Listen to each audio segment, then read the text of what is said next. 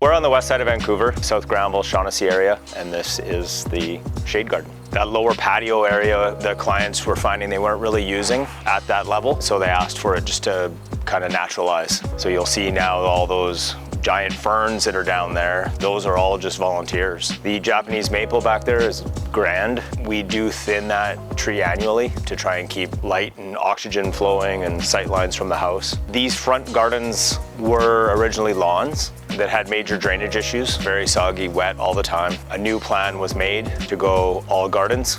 Because the paths are meandering and they're not very straight or linear, that allows kind of a more slower pace kind of walk around the garden, and it allows a better exposure of all the planting beds because you have these kind of elongated corners where it kind of gives you more interest as you wrap around them. And then it's our job then to ensure that as you come around these corners on these pathways, that there is points of interest all the way through.